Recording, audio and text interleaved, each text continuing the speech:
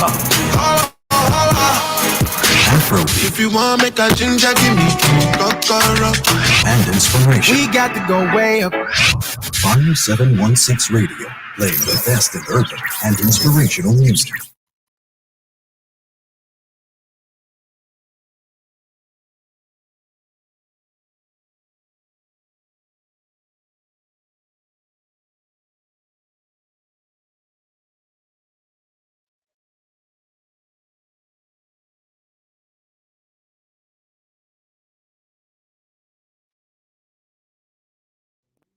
Greetings. It's another Monday on Fire 716 Radio.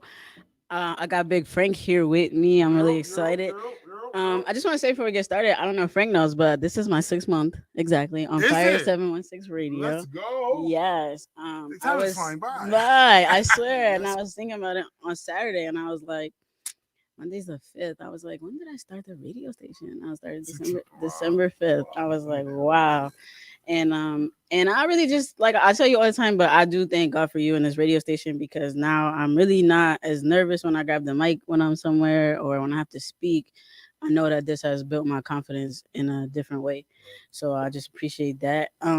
This past weekend we had our third annual community day of prayer. Very, very, very successful. This was the first year that I felt like I completed God's assignment. Really? I felt like when I left that field, there was nothing I felt like I should have, could have, or would have done differently. Like I felt like everything went smoothly. Even there was a like 2 hour block where I didn't have anybody, like no, nothing. And I was like, I was gonna panic, and I was like, God, I'm not gonna do that, like, because that's what I would know. That's what I did the past couple of years, and literally, like, it was just like, all right, God, you got to do a thing, and then like the music just kept flowing, like people, and then pastors did, show and go up. But it was really a good time, and it was good to see like all the pastors there. They were having a blast, and I was like, y'all ready to go pray? They was like, no, not yet. Like we're still mingling, and I love that. But I'm like, wait, I called you here to do a thing, like but it was cool, and it was just a different experience this year. And when I first started the day of prayer, I didn't know how to pray. Very first one, I did not know how to pray, and the very first one I felt was successful. But at the same time, I didn't have anything to compare it to tell me what it was, like how to feel afterwards. So I was so like overwhelmed. I remember just crying afterwards, like, God, you really love me. Like I'm really a child of God. Like that's all I kept thinking was like, now I know who I am. Like that's what that first one did for me, was like it showed me who I was in God, and was like, God got you. Like whatever it's gonna be, God gonna make it happen. And then last year, I kind of went into a depression afterwards because I felt like I didn't complete the assignment. I felt like it was something missing. And I felt like it was something missing from me. Like it wasn't the people that was there. It was literally me. Like, where was I? Like, I don't know. Like, I just felt like I wasn't in the place. And then this year when I approached it, I fasted like 3 days a week, like leading up until, and then like the days before, I just completely like did fruits and veggies. Like, God, whatever you want to say to me, like you gotta say it now. Like, and I was like, this is so different. Like, so when I got up that morning, like, of course I couldn't sleep because I'm anxious, now, but it was just like, I was worried about how we were going to set up Saturday morning. I needed help, and I was like, all right. And I was texting my brothers, and they were like, oh, we're busy. And I'm like, all right, God, I need these men. Like, I don't want to do anything. Like, so, but Saturday morning, when I got to the church to get everything I needed to take to the field, my brothers were sitting there waiting for me. Wow. Like, and I was just like, okay, God, it's a good morning. Like, everything is going smooth. Like, but it just goes to show me how much how much I've grown and how much I'm learning to just really rely on Him to do whatever needs to be done.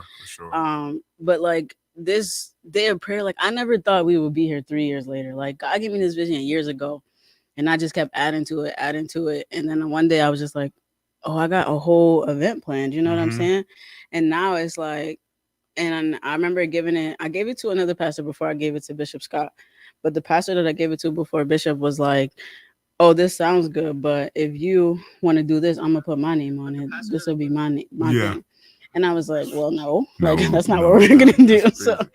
So then I gave it to Bishop, and he was just like, let's do it. And then like just to be here 3 years later, y'all, it's just truly a blessing to see people. Like we offer salvation this year, and to see people come up. I always say altar call because that's what I'm used to it being, but just to see people come up and get prayed for. And then I remember asking somebody like, they're praying. Do you want to go up there and get prayer? And she was like, yeah, actually, I really do. Like, I really need it. And that like did something to me, Frank. Like, and everybody was just like, all the feedback that I got was like, people were saying how they never felt the way they felt before.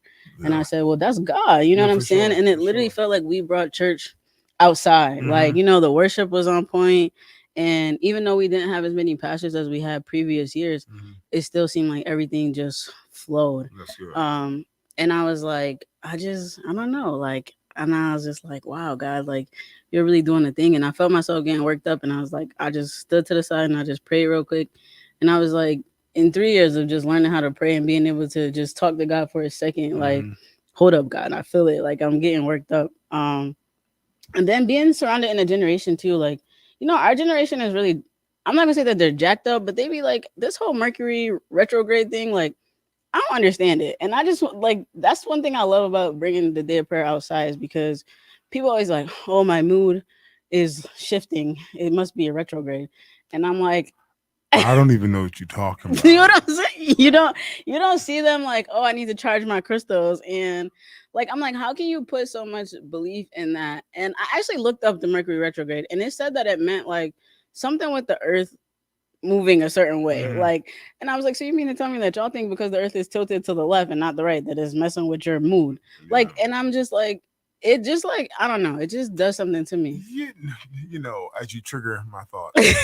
I think that so for those who are chakras and crystals and those things, and then they try to relate that their concept is similar to the cross, is not proper. Right. This is what I'll say. I'm not going to give that much power to the created. Right. I'm going to talk to the creator. And that's the difference between your crystals and me. Right. Where you base your placement off of a rock. Yeah. And off of these crystals, and these are your motivating vibes. I talk to the one that's hard pressed. He made this. What are you talking? So why am I going to run to the rock if I can walk on the crater of the rock and get what I need? I'm just going to buy. For example, no shot to him. I get it. Olive oil, Crisco. Okay, it's symbolic. I got it, but I'm going to run to the source because I have access to him. Right. And I think that. But nobody wants the requirement that's required to have access to him. Okay, never thought about it like that. But that's true because I when I see them, it's like I haven't been saved my whole life. It's only been 4 years. Like I'm not ashamed to say that. But even like before, I know I would talk to God. You know what I'm saying? Yeah. I never was like. I just can't see myself talking to a rock. I'm sorry. I can't just, even like, remember the mood rings back in our day? And they used to, I never was even into those. Like, why do I need this thing to tell me my mood? I know how I feel. Like, and so it's just like, you mean to tell me, like, you can believe in everything else and I'm not judging you, but how can you believe in something that does nothing for you? It literally sits in the sun and it just sits there. It's not like as you touch it and it sends a spark. Like, I just, that part of it just doesn't make sense to me. Yeah. It's just you have more faith in the items than the one that created. For example, even with medicine, I gave medicine is proper due diligence. But I'm going to talk to the one who gave the doctors the mindset to create, to do. God, where we going? Where we at? You can't just take everything. Yeah, and I just think that people just choose to be woke, sleep, walking, no, I know. Conscious. Not submitted to God.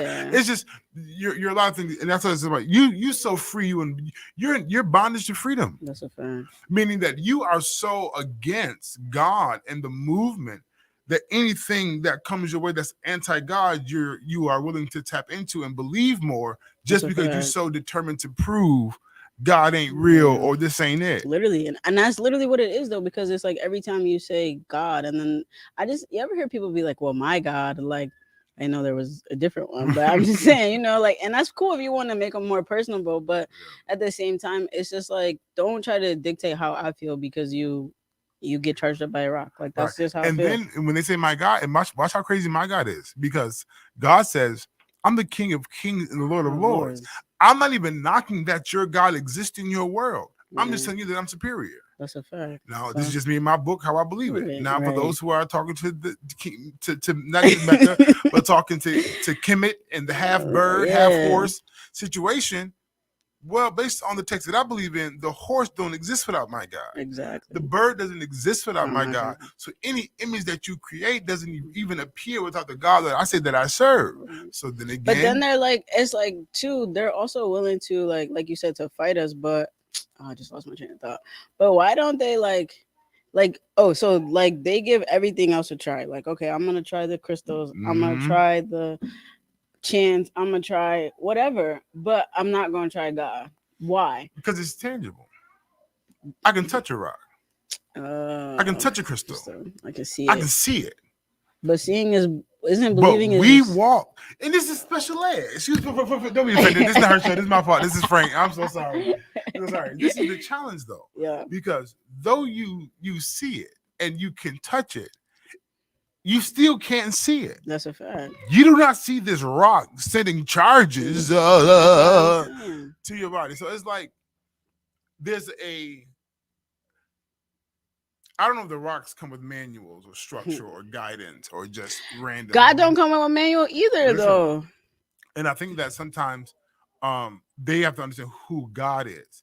And what they have is religion without relationship. So people that be fighting religion all day. And people don't know the difference between religion and God. Like, absolutely. that's another thing, too. Yeah. Because I won't lie, when I first got saved, I was like, so don't dress like that. Do I gotta do that? Right. And they was like, nah, you're good. I'm like, all right, bet. Just checking. But it's true because you don't know. But until you ask questions, you really won't know. You don't know. And in religion, as much as they want to demonize it, it is what everybody does on a regular basis. It is man's search for God. That's a fact. And what happens is simply, I'm gonna make it simple as possible. We had a thought. We're trying to figure out who God is. Mm-hmm. We don't agree with these people, so we left. Okay, right. Trying to find out who God is for ourselves. We found out who God was for ourselves. We had a conglomerate. We got with some people who agree with our thought process, and we pursued God in this way, in this method. And then we began to implement things for safety and precaution that we thought was the word in the text. And as we grew and evolved, we got bigger and bigger and bigger, and we created a system that flows for us that we agree with. Now, what happens is, though, God is ever moving and present, and that was good for them. Yeah. And God is changing and evolving us, and we should be changing and evolving with the time, with the process, the process. You know, we're constantly changing for everybody. But everybody just want to fight. Keep calm, killer. I don't want to fight. I just want to go with God's flow. Like, God, you flowing this way? Let's go. We're going this way. Like, and it's like all I kept thinking on Saturday was like, I truly gave my life to God because my life was just literally spiraling out of control. Mm-hmm. Like, you know what I'm saying? And I was just like, hey, like, I did it my way all these years. Like, I need you to do something. But then again, I just, like I said, I just feel like people just choose to defy you instead of to try to find a way to agree with you. Mm-hmm. And what makes it more harder for me, because I guess like when I came to God, like I was soul searching. Like I was literally like, something's missing, you know? But I didn't try, like, I won't lie. I did think about trying Muslim because I seen, or Islam because I did see like, other people, you know, I did see people on the job, and I see how they pray throughout their day. Mm-hmm. Like they literally stop work and go pray, like, you know, and I did, and I was like, nah, that ain't my thing. And it depends on what Muslim you're talking about, because the Nation Islam is Black Christians, okay? Because really? This is why I say that, and I could be kind of. Everybody says it's similar. I've always heard that it's really similar. And I say, and what it is, and this is the clash for me in the text, and I get the separation was between some people, I forgot, but I got it. But my clash is because you tell me in one phrase that Jesus was a prophet, and that the words he spoke was proper. If that is the case, everything that he's spoken should be truth. Right. So because you don't comprehend the truth, you then try to discredit that he's not the son of God, but he's the prophet. But I'm perplexed. Right. And they even have a day called where they honor him being crucified. Oh. Huh? But y'all don't believe him. But y'all don't believe him to be the. I'm a little bit confused. Yeah. I've heard Farrakhan speak, and I heard him call up the name of Jesus in your text. Now I get the concept of the appearance of Jesus and the way that it has been displayed through our culture. I get it. Right. We don't necessarily the feet like bronze, wool, hair, wool, these characteristics which cater more towards to black and brown individuals. I get that. But there's some parallels there. And for me, I'd be like, I it's not my job to convince. I've seen people convert from Christian to Muslim. I've seen people convert from Muslim to Christian. And I've seen Christians still practice Muslim at the same time and still be Christians, but still like honor the Muslim part of it as well, which is confusing to me. But I just feel like pick one. But again, they say that they're so similar. I'm like, well, maybe that's why. Like, I really don't know how that works, honestly. But yeah, and I just feel like when you're doing all that soul searching, but you won't try Jesus, like, like, so that's kind of like why. And we try everything else. Yeah, crack, like, and that's literally like that's literally my mind though. It's like you'll try all these drugs, you'll try things to suppress everything. You'll try, and I ain't never tried crack cocaine and all that, but I've tried the marijuana, like you know what I'm saying? Like I've tried alcohol, but it's not. It has to come to a point where you're just like, maybe I need to stop trying to fill that void and let God do it for me. You know what I'm saying? Or listen to what He's telling me, or try to listen to that higher power. But yeah, like that was really the purpose. Me going there was really just to explain, like the whole purpose of the day of prayer was just to bring church outside, to give people that difference, to like uplift y'all. You know, like sometimes you can receive a prayer that could literally just change your life. You know, you can. Like feeling God for the first time, like I remember I just sat there crying, like what's wrong with me, like you know, and just providing that, and like I said, just offering salvation. When we offer salvation and to see the people just come up, like I just was like, that was my favorite part, like no lie, because it's like you're willing, you want it, and it's there in front of you, and it's not because. Let's be honest. Nobody's coming to church. Nobody's coming to church. Not like they, you know. Like back in the day, the church was packed. Like you had to get there on time to make sure you got a good spot.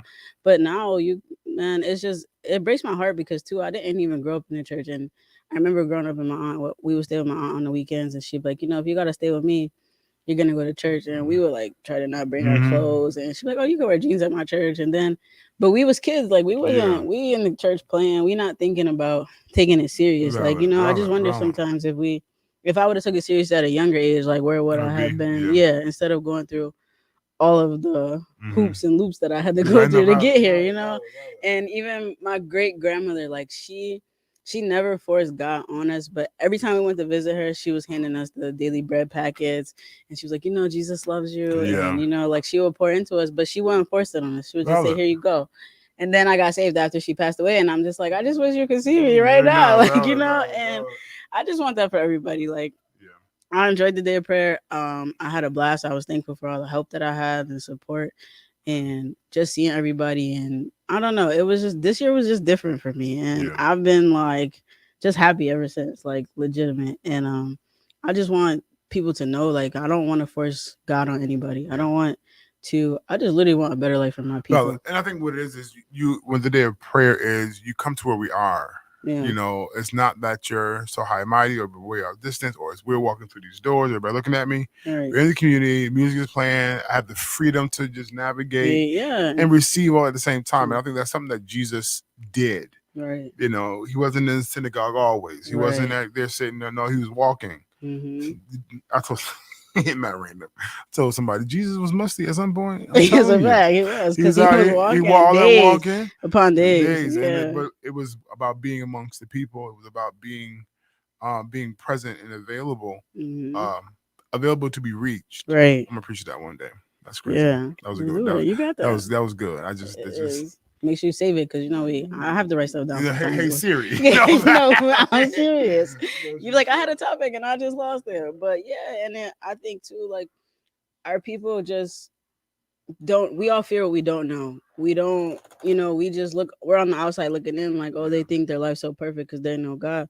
But baby, God still takes me through the storm. Like, I'm still going through the storm right now, and I'm like, God, like, I know you're gonna do it. So I'm not worried. But like, I was doing some research though, and I was like, okay, this is my third year I was like, does the number 3 have a meaning? And it said that the number 3 means divine wholeness and completion. And I kid you not, like I felt complete, knowing that we offer salvation, that we started it out with praise and worship, and we just had worship throughout the whole entire thing, truthfully, because everything kind of. Let me show you how preacher I am. Okay. Yeah, tell me. Let's do it. 6 is the number of mankind. So to be able to reach man is a part of the process all the way. So you're taking the day of, June being the number 6, right? Which is mean that this is designed for man. 3 meaning 2, 3 being what you just said, divine, that's completion, that's Father, Son, Holy Ghost, that's the whole completeness. Everything you need is right there. The word, His presence, everything is there. And then you got 2, 3. I'm going to 2, 3. Okay. You can add 2, 3. Yeah. And you can get 5, which is grace, because grace is the key factor for salvation for the people. And then you can also go, hey, God doesn't do addition, He multiplies, which is 6, which means that this is again a time for man. And what you became is, well, you're gonna make me cry. That's crazy. So what you became is a catalyst for man to be transformed and complete, to be man all over again. Wow. Because old things have passed away, and behold, all things become new. So when you start talking numbers and you start talking God and these things, this is how He operates. And sometimes we don't see it while we're in it, but He knows. No, I told you earlier, the catalyst that got me here may not have been the best, right? But the fact that I'm here, and that's true, God. Because the catalyst that brought me to God was like, listen, Kiera, you're gonna take your own life. Yeah, and sure. I don't, and I don't know. But I just felt good this year, and I was just thankful for the transparent. I was just thankful for people being transparent and being receptive, because that doesn't happen often. My friends are always like my one neighbor, actually, she came to the event, and she just was always like, she just keeps saying like, Kiera, I never felt so relaxed. Like I feel refreshed, like, and I was like, that's God. Like, if you feel it, He's there with you. You just have to keep going. Like you just can't let it stop there, because He's gonna keep tugging on you no matter what. And that's what I liked about it.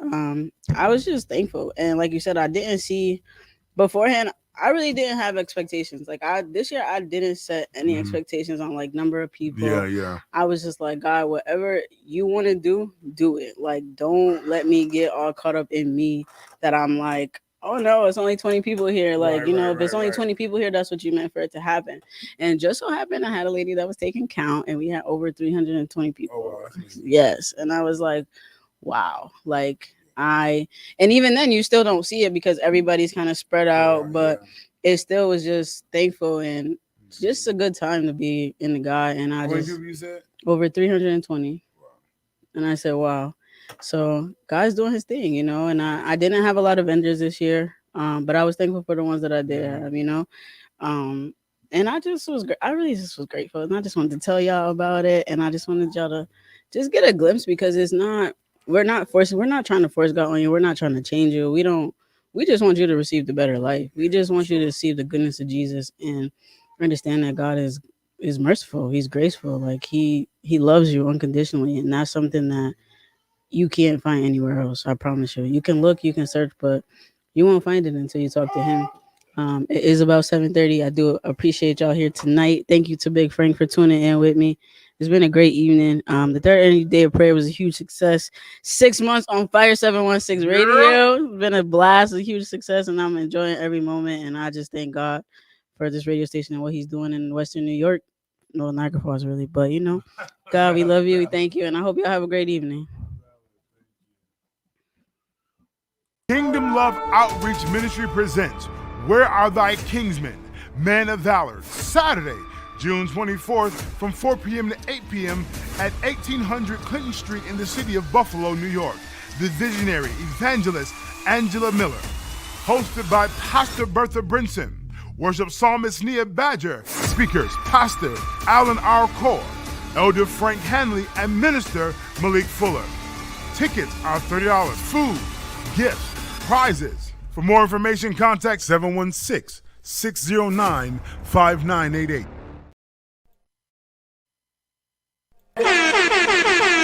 What's up, everybody? It's Kiera here, Inject Faith Hope Love. I am so excited to announce that you can now catch me right here on Fire 716 Radio each and every Monday for Inject Mondays at 7 p.m. So go ahead and download the app and rock out with your girl. Again, that's each and every Monday at 7 p.m. Tune in and have a good time with us.